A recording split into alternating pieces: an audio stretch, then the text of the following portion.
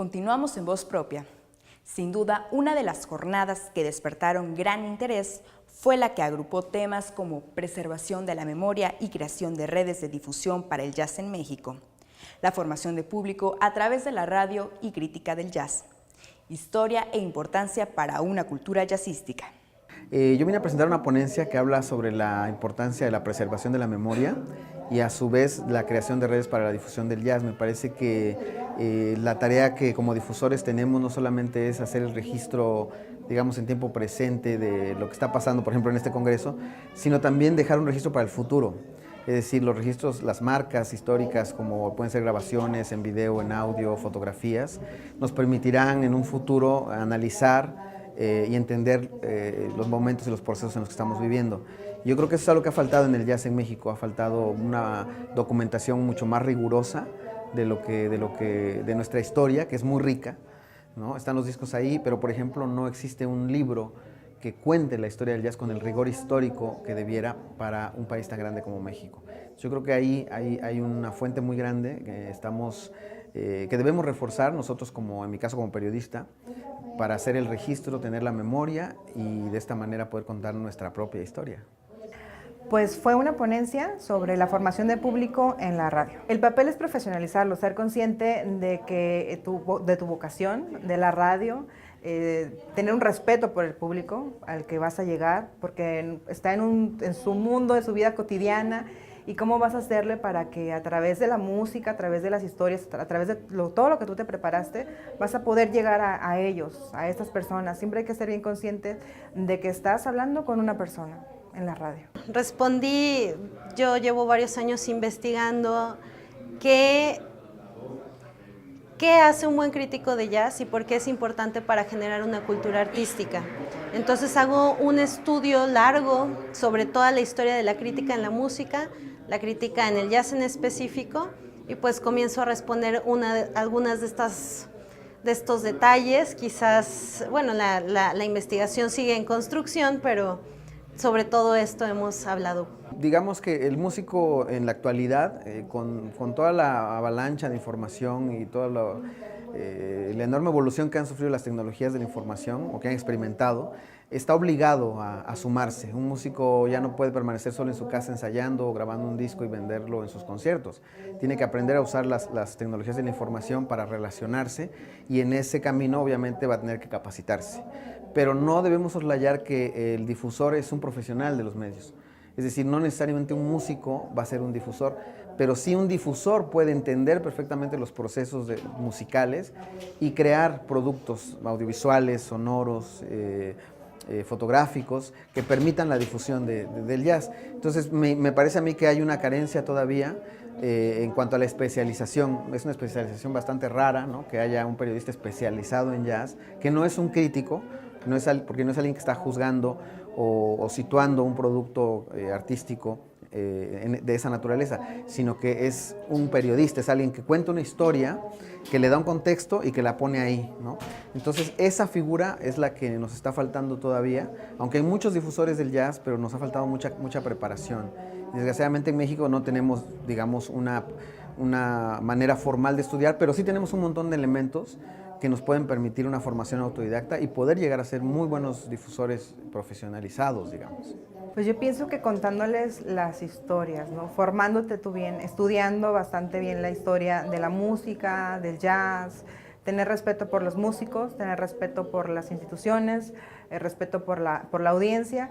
Y yo decía que no es de masas, pero no significa que yo no quiera un teatro lleno y que haya millones de personas que escuchen el jazz, ¿no? Al contrario, o sea, yo quisiera que todos y todas lo escucháramos, porque es completamente diferente, es una forma de vida este género tan maravilloso y tan amplio.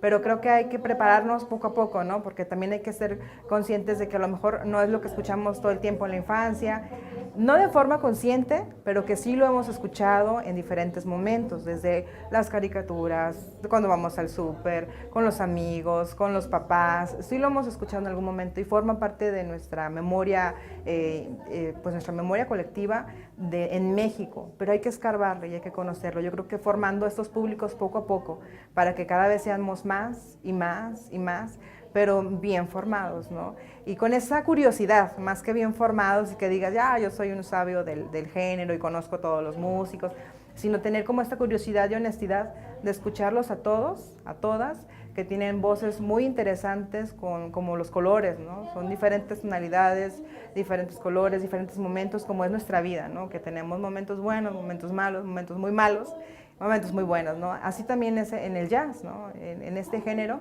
que afortunadamente en México tenemos bastante. Porque cuando estamos hablando de educación, también estamos hablando de investigación y también estamos hablando de cómo vamos a formar a estos nuevos investigadores, músicos, críticos, educadores.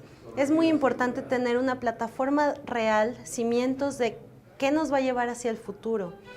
En México somos todavía muy jóvenes en estas áreas, pero ahorita estamos haciendo historia con este primer congreso. Es fantástico que hayan decidido hacerlo y vamos por más.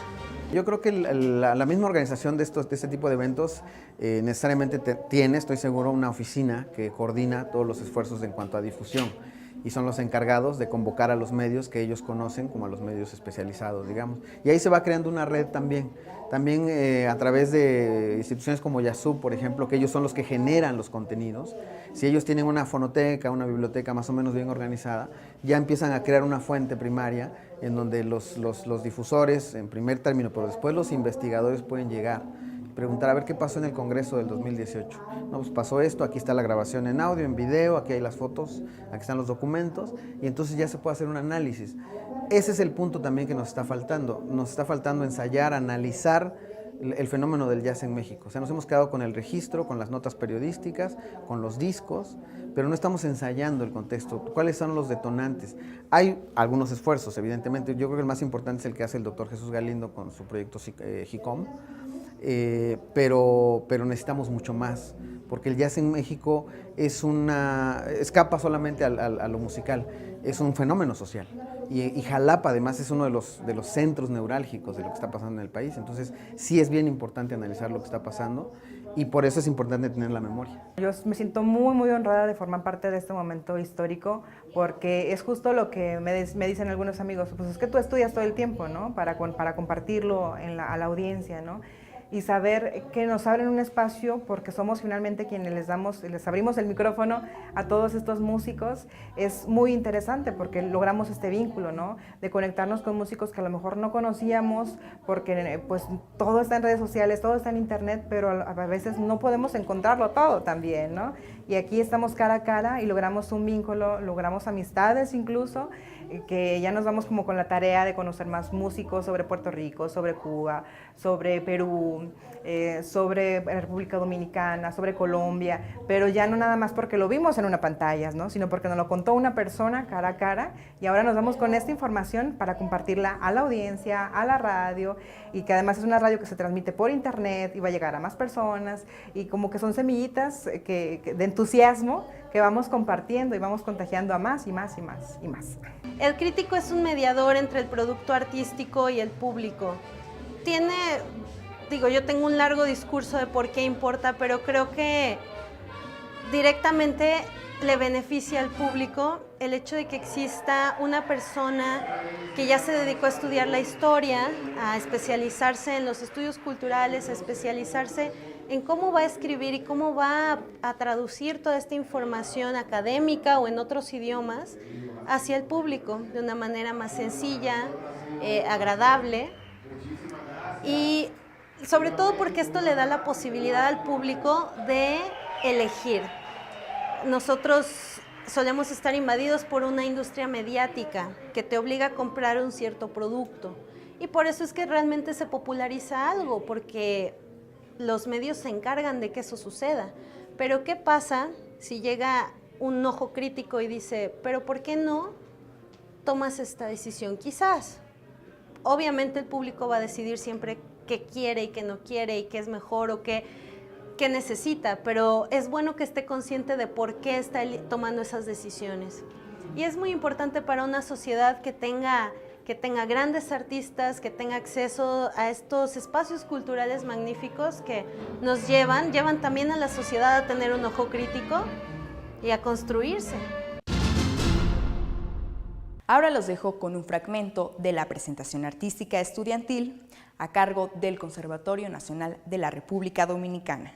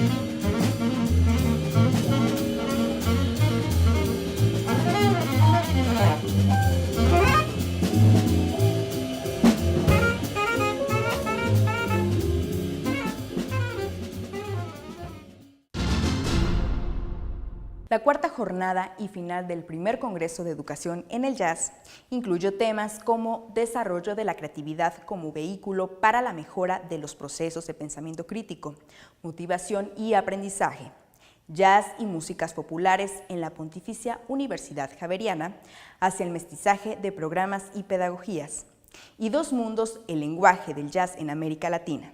La ponencia que tuve fue acerca de la creatividad y cómo la inclusión de creatividad, tan obvio como puede ser, es imprescindible para mejorar los procesos de metacognición del estudiante al aprender, en este caso, jazz, música, y cómo sirve también de vehículo para eficientar la motivación en el estudiante, cómo sirve también para poder desarrollar programas comprensivos, congruentes con las circunstancias latinoamericanas, teniendo en cuenta las características de los estudiantes a nivel regional, de una manera y con un espíritu de lo más constructivista, ¿no?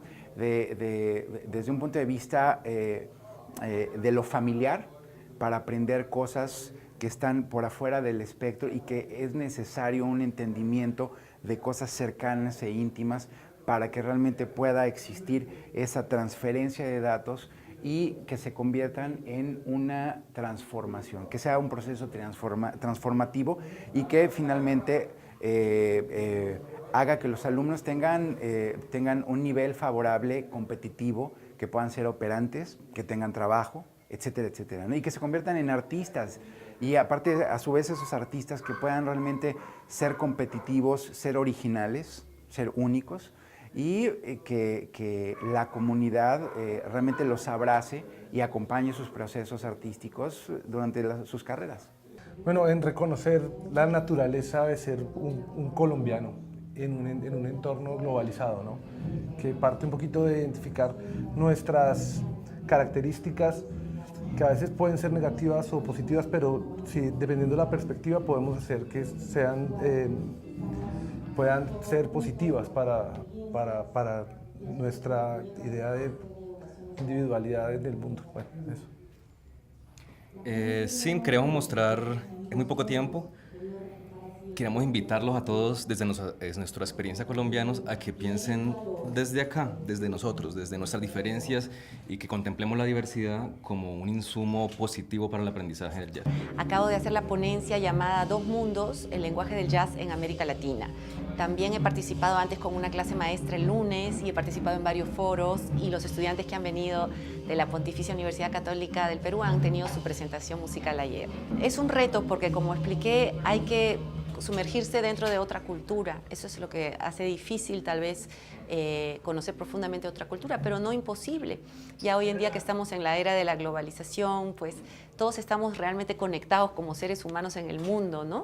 Entonces, por un lado hay que profundizar todos los elementos necesarios que uno pueda, como expliqué, melodía, armonía, ritmo y hay más elementos como forma, pero también y tradiciones, diversas épocas, la historia de cómo ha evolucionado cada estilo. Pero también nosotros como latinoamericanos tenemos una gran riqueza y diversidad musical. Entonces pienso que debemos también integrar nuestro lenguaje en la medida de lo posible, en la medida que eso sea algo que para nosotros nos interese hacer también, porque cada persona tiene su vocación y su don, ¿no?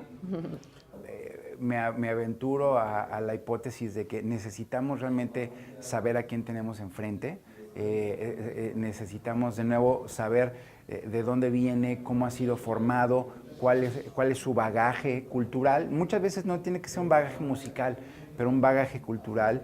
Hay comunidades que son notorias por su amplia musicalidad, ¿no? Me remito a la tradición que tiene Chiapas y su crecimiento en cuanto a marimbas. Hay mucho marimbista, los marimbistas chapanecos. En Oaxaca, bueno, por constitución, don Benito Juárez puso que de primaria es el único estado en la República Mexicana que primaria, secundaria y preparatoria tiene que haber conocimientos musicales indistintamente del estrato social y las posibilidades económicas que uno tenga. Hay lugares, lo irónico del caso es que muchos de esos estados son los más pobres de la República Mexicana, ¿no? Entonces es muchas veces increíblemente incongruente y un verdadero reto para los académicos y las escuelas entender cómo captar, si me permite la expresión, alumnos de primera, ¿no? En donde se puedan fijar los conocimientos. Y por supuesto también alumnos que quizás no han tenido esas realidades y que han optado por otras opciones para poder tener pues, esos conocimientos que en otros lugares a nivel de tradiciones y culturas sí existen, ¿no? De manera que es un reto muy difícil y es la preocupación de las instituciones en Latinoamérica y habremos de estar platicando mucho del tema para cada vez ir afinando el tino mucho más para captar lo mejor que tiene este país, para prepararlo prontamente, de una manera selectiva y de una manera intensa, dinámica y comprensiva y que podamos realmente generar oportunidades de trabajo reales para los egresados de todas estas escuelas. Bueno, yo siento que tenemos algo que decir como colombianos dentro del estilo, ¿no? O sea, es una cosa mucho más grande, ¿no? Y siempre va a estar en movimiento y siempre va a estarse desarrollando. Y también depende mucho del músico, el que teniendo una actitud o un discurso claro, de valerse de este género como medio para transmitir alguna idea. Sí. Sí, queremos que nuestros estudiantes y nosotros mismos como músicos de jazz le aportemos a la historia del jazz. No solamente queremos recibir cosas del jazz, queremos aportar porque es un género que nos gusta y queremos pensar que el jazz es una forma de conocimiento, ¿sí? Es un sentimiento, no es un estilo, no queremos pensarlo así. Es muy importante trabajar desde la malla curricular completa del programa de estudios, ¿no? En la universidad y a su vez esta malla debe estar en constante evolución, hay que estar siempre revisándola, actualizándola y también es muy importante que dentro de la malla esté bien analizado cómo se conectan los cursos y a su vez ya en nivel más pequeño los sílabus de cada curso. Hay que ir al detalle y hay que ver cómo se integra los objetivos que queremos lograr desde la malla. Esa es nuestra herramienta principal. Pero siempre la música tiene muchas herramientas adicionales. Aparte de eso, es muy importante para el músico tener la experiencia, como decimos, de la calle, de tocar, interactuar con músicos, y tener esta experiencia es muy importante, el aspecto práctico también, ¿no? Les invito a disfrutar de un fragmento de la presentación artística estudiantil a cargo de la Universidad Distrital Francisco José de Caldas, Colombia.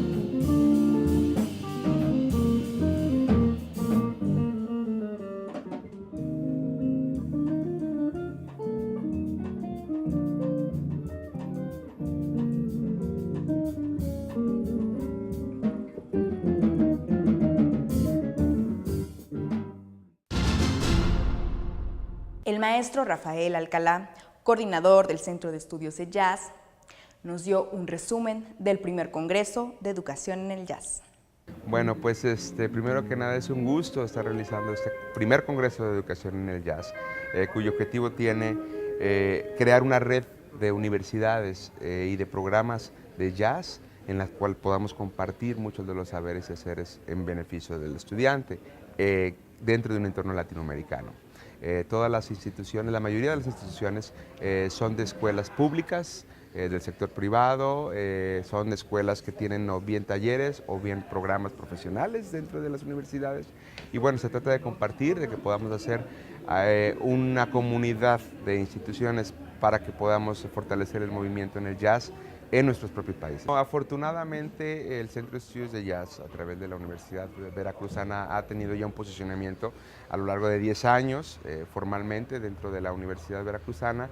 Se han realizado 8 ediciones del Festival Internacional Jazzub.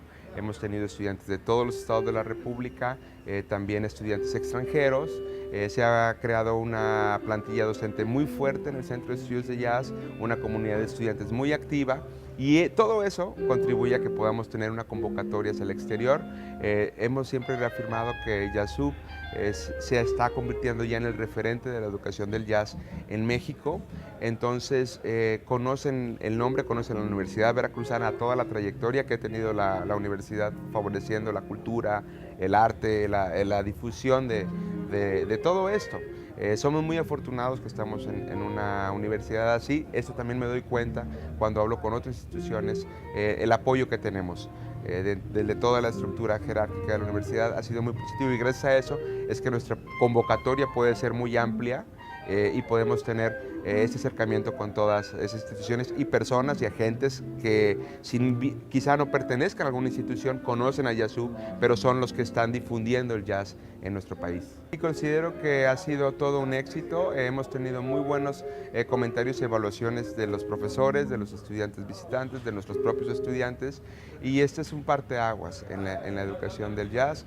Por eso la temática de las dimensiones y de los retos en América Latina, justamente para conocernos, conocer esas perspectivas que ellos tienen, conocer sus carencias, pero también todas esas áreas de oportunidad. Creo que es el beneficio más grande que todos estamos obteniendo, porque nos damos cuenta que estamos pues en un mismo barco, que estamos viendo, que queremos los mismos objetivos, queremos las mismas metas. Y si algún programa no tiene la magnitud como la tiene Jazzub o alguna de las otras instituciones fuertes que están visitándonos, sí podemos hacer un cambio. Y creo que este congreso sí es un parteaguas en ese sentido, porque los está uniendo y estamos conversando, nos estamos conociendo y estamos ya llegando a esos compromisos que queremos realizar durante los próximos 2 años. Agradecer de nuevo a la institución por permitirnos hacer este congreso. congreso. Creo que esto va a favorecer mucho al Centro de Estudios de Jazz a estar en la punta de la educación del jazz en nuestro país y próximamente llevarlo también a una internacionalización. Ya estamos creando esos vínculos internacionales porque sí considero que más que pensarlo ir hacia un lugar externo es conocer esa visión para que los muchachos que quizá no tengan la oportunidad de salir puedan ellos vivir la internacionalización en Jalapa. Entonces eso es lo más importante de este congreso que considero que está sucediendo. Hemos llegado al final de Voz Propia, no sin antes agradecerles que nos hayan acompañado. Les hacemos la invitación para que nos escriban al correo electrónico vozpropia@uv.mx y nos sigan a través de las redes sociales de TeleUV. Soy Yuli Muñoz y nos vemos en nuestra siguiente emisión.